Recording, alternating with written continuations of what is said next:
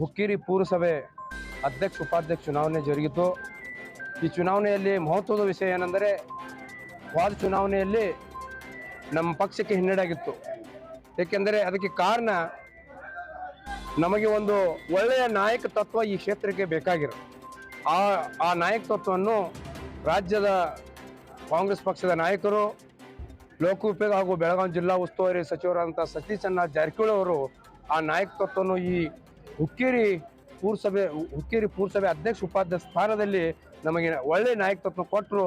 ಅವರ ಸಹಕಾರದಿಂದ ಇಂದು 25 ವರ್ಷಗಳಿಂದ ಇತಿಹಾಸ ಇದ್ದದ ಹುಕ್ಕೇರಿ ಪುರಸಭೆಯಲ್ಲಿ ಯಾವತ್ತೂ ಜನರ ಆಶೀರ್ವಾದ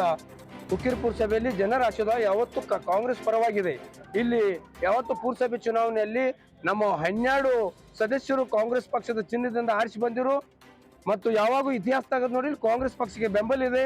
ಮುಂಬರುವ ದಿವಸದಲ್ಲಿ ಇದೇ ಪ್ರಕಾರ 2025ರಲ್ಲಿ ಮತ್ತೆ ಪುರಸಭೆ ಚುನಾವಣೆ ಇದೆ. ಹುಕ್ಕೇರಿನಲ್ಲಿ ನಾವು ವಾರ್ಡ್ ಚುನಾವಣೆಯಲ್ಲಿ 12 ಸೀಟ್ ಬಂದವು. ಸತೀಶ್ ಅಣ್ಣ ಜಾರಕಿಹೊಳಿ ಅವರು ನಮಗೆ ಬೆಂಬಲ ಮಾಡ್ರೆ ಮುಂಬರುವ ಚುನಾವಣೆಯಲ್ಲಿ 20 ಸೀಟಲ್ಲಿ ಕಾಂಗ್ರೆಸ್ ಪಕ್ಷದ ಬಾವುಟ ಹಾರೋದು ಖಚಿತ. ಚುನಾವಣೆ ಕೂಡ ನಾಳೆ ಇದೆ. ಅದು ಕೂಡ ನಮ್ಮ ಕಾಂಗ್ರೆಸ್ ಪಕ್ಷದ ಸತತ ಪ್ರಯತ್ನ ಇದೆ. ಅದು ಕಾಂಗ್ರೆಸ್ ಪಕ್ಷದ ತೆಕ್ಕೆಗೆ ತೋತ್ ನಾವು ಪ್ರಯತ್ನ ಮಾಡ್ತೇವೆ.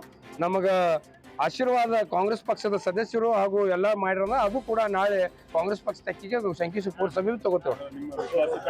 ಅದು 100% ನಮ್ಮ ವಿಶ್ವಾಸಕ್ಕೈತಿ. ಮತ್ತೆ ಮತ್ತೊಂದು ಮಹತ್ವ ವಿಷಯ ಏನಂದ್ರೆ ಹುಕ್ಕೇರಿ ಪುರಸಭೆ ಚುನಾವಣೆಯಲ್ಲಿ ನಮ್ಮ ಯುವ ನಾಯಕರಾದಂಥ ಋಷಭ್ ಪಾಟೀಲ್ ಅವರು ಕೂಡ ನಮಗೆ ಬಹಳಷ್ಟು ಸಹಕಾರ ಮಾಡಿದ್ದಾರೆ. ಅವ್ರಿಗೂ ಕೂಡ ನಮ್ಮ ಕಾಂಗ್ರೆಸ್ ಪಕ್ಷದಿಂದ ಅವ್ರಿಗೆ ನಮ್ಮ ಆತ್ಮೀಯದಿಂದ ಧನ್ಯವಾದಗಳು ಹೇಳಕ್ಕೆ ಇಷ್ಟಪಡ್ತೇವೆ. ನಮ್ಮ ಒಕ್ಕಟ್ಟಿದ್ದಕ್ಕೆ ನಾವು ಕಳ್ಕೊಂಡಿದ್ದು ಏನಾಗಿದ್ದಾರೆ, ನಮ್ಮ ನಡೆಸೋರು ಕರೆಕ್ಟ್ ಇರೋದು ಇಲ್ಲದ್ರಿಂದ ಕಳ್ಕೊಂಡಿದ್ದು. ಈ ಸಲ ಏನಾಗ್ತಾರೆ, ಇಮ್ರಾನ್ ಯುವಕ ಮತ್ತು ಬಡಗೇರವರು ಏನೋ ಪಾರ್ಟಿ ಸಲುವಾಗಿ ದೊಡ್ಡದವ್ರು ಇಬ್ಬರು. ಇಮ್ರಾನ್ ಸ್ವಂತ ಪ್ರಯತ್ನ, ಆಮೇಲೆ ಇದಕ್ಕೆಲ್ಲ ನಾವು ಗ್ರೌಂಡ್ ರೆಡಿ ಮಾಡ್ಲಿಕ್ಕೆ ನಮಗೆ ಏನೈತಿ ಸತೀಶ್ ಜಾರಕಿಹೊಳಿ ಅವರು ಮಾಸ್ಟರ್ ಮೈಂಡ್ ಪ್ಲ್ಯಾನ್, ಅವ್ರು ಪ್ಲ್ಯಾನ್ ಮಾಡೋದ್ರಿಂದ ಈ ಸಲ ನಾವು ಸಕ್ಸಸ್ ಆಗಿದ್ದೆವು.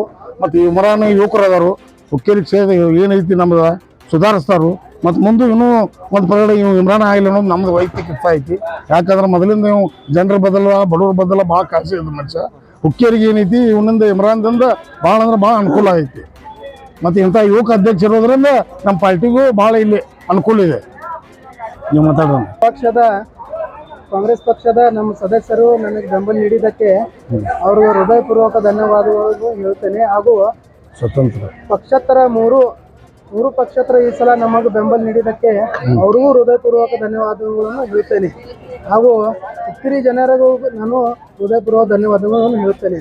ಮುಂಬರುವ ದಿನದಲ್ಲಿ ಅಭಿವೃದ್ಧಿಯನ್ನು ಮಾಡ್ತೇವೆ ಅನ್ನೋದು ನಾನು ವಿಶ್ವಾಸ ಅನ್ನೋದು ಕೊಡುತ್ತೇನೆ. ಸತೀಶ್ ಜಾರಕಿಹೊಳಿ ಅವರು ನಮಗೆ ಬೆಂಬಲ ಅದಾರೆ. ಅವರು ನಮಗೆ ಫಂಡ್ ಅದು ಮಾಡಿಕೊಡ್ತಾನಂತ ಹೇಳಿದ್ದಾರೆ, ಭರವಸೆಯನ್ನು ಕೊಟ್ಟಿದ್ದಾರೆ.